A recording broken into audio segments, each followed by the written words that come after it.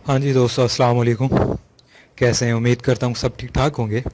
तो आज हम इस वीडियो में बताने जा रहे हैं आपको कि एक फार्मर को कौन सी पोल्ट्री के अंदर वो तमाम बीमारियां हैं जिसके बारे में उसे इल्म होना चाहिए।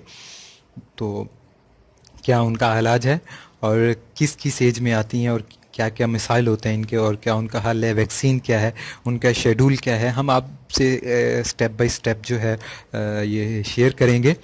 तो ये वीडियो आप देखिएगा। इसके अंदर हम सबसे पहले आपसे पहली बीमारी जो है, जो नॉर्मल आम तौर पे पाई जाती है, बड़े जानवरों में के अंदर भी पाई जाती है और छोटे जानवरों के अंदर भी पाई जाती है, वो हम आपसे डिस्कस करेंगे। उसका इलाज, उसका ट्रीटमेंट, उसका मेडिसन बताएंगे, उसका रीज़न बताएंगे। तो ये कितनी ख़तरनाक है, कितने हद तक ख़तरनाक है, नहीं ख़तरनाक है, वो हम आपसे इस वीडियो के अंदर शेयर करेंगे। और बाकी बीमारियां भी तकरीबन आपसे शेयर करेंगे। तकरीबन 12 से 15 बीमारियां हैं पोल्ट्री के अंदर। तो वो आप लोगों के लिए, अगर कोई भी पोल्ट्री का काम कर रहे हैं या घर के अंदर रखी हुई हैं, मुर्गियाँ रखी हुई हैं या मुर्गे रखे हुए हैं या देसी है, ब्लाइलर है, कुछ भी है, तो ये एक आम डिजीज़ है, इनके अंदर पाई जाती है। तो ये आप देखिएगा, हम आपसे स्टेप बाय स्टेप जो है ये शेयर करते हैं। जी दोस्तों, ये इस तस्वीर के अंदर आप जो देख रहे हैं, ये एक नॉर्मल सा डिजीज़ है। इसके अंदर जानवर अपनी टांगों पे खड़ा नहीं हो सकता। वो बिल्कुल बैठ जाता है, जिसकी वजह से वो खाना पीना सही नहीं खा सकता।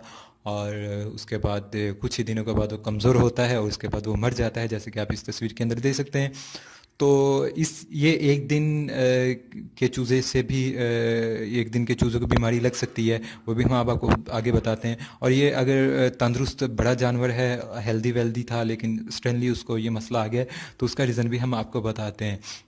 तो बेसिकली ये वाला रीज़न आता है जब जानवर के अंदर कैल्शियम का कमी हो जाता है, क्योंकि हम इस चीज़ का ख्याल नहीं रखते हैं कि एक बर्ड को, इन जानवर्स को, पोल्ट्री का कोई भी बर्ड है उसको विटामिन्स, मल्टी कैल्शियम्स और विटामिन्स की प्रॉपर ज़रूरत होती है, जो कि हम नहीं दे पाते। उन्हें फीड के अंदर डेफिशिएंसी इन चीज़ों की आ जाती है और हम उनका फीड खुराक नहीं ठीक कर पाते, तो जिनकी वजह से ये मसले आ जाते हैं। तो इस चीज़ का हमें पहले से ही ख्याल रखना होगा, ताकि ये जब भी मसला बनता है तो उसके अंदर प्रोडक्शन का पावर होना चाहिए। तो इस हवाले से हमें एक महीने के अंदर, एक हफ्ते के अंदर हमें उनको कैल्शियम का डोज देते रहना चाहिए। हम आपको आगे दिखाते हैं कि इसके अंदर कैल्शियम का कैसे कमी हो जाता है। ये जो घुटना होता है, घुटने के अंदर कैल्शियम होता है, वो कैल्शियम की जब कमी हो जाती है तो जानवर जो है अपनी ताकत, जो पावर खड़े होने की होता है, वो खो बैठता है। तो इससे बचने के लिए हमें उसका कैल्शियम का डाइट का हमें प्रॉपर ख्याल रखना होता है। वो हमें मार्केट से मेडिसिन भी मिल जाएगा, वो हमें ला के इसे देना होगा। कैल्शियम का डोज होता है, वो ला के दें, इंशाल्लाह ताला ये वाला जानवर ठीक हो जाएगा।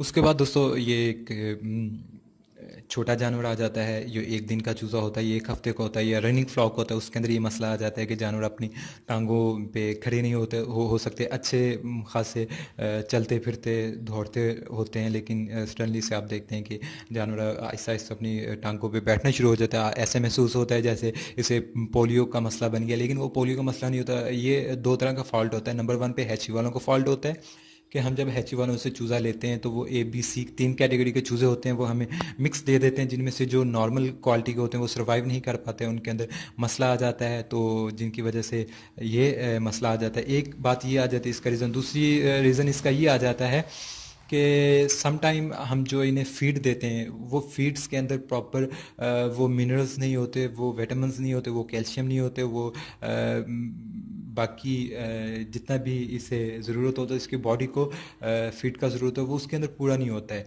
तो जिसकी वजह से उन दिनों के अंदर जानवर के ग्रोथ के दिन होते हैं, उन दिनों में उसे वो चीज़ें नहीं मिल पाती हैं और ये मसला पैदा बढ़ने लग जाता है। तो इस वास्ते हमें जो क्या करना होगा, आप देखते हैं कि आपके चूज़े के साथ ये मसला होने जा रहा है, या दो हैं या तीन हैं या 10 हैं या 15 हैं, जिनके साथ भी आप देखें अपनी फ्लॉक के अंदर, तो आपने विटामिन B2 मार्केट से मिल जाता है, वो लेके आएँ और इन्हें लाजमी चलवाएं। वो आप जब लेके आएँ, एक दिन का चूज़ा हो या एक महीने का हो या एक हफ्ते का हो या कुछ भी दिनों का हो, तो आप जो है इन जानवरों को इनको रूटीन के अंदर, खाने के अंदर, फीड के अंदर लाजमी ये शामिल करें। विटामिन B2 के नाम से ये मेडिसिन जानी जाती है, आप मार्केट से लाएं और इन्हें ये दें ताकि ये जानवर इस डिजीज़ से, इस मसले से बच सकें।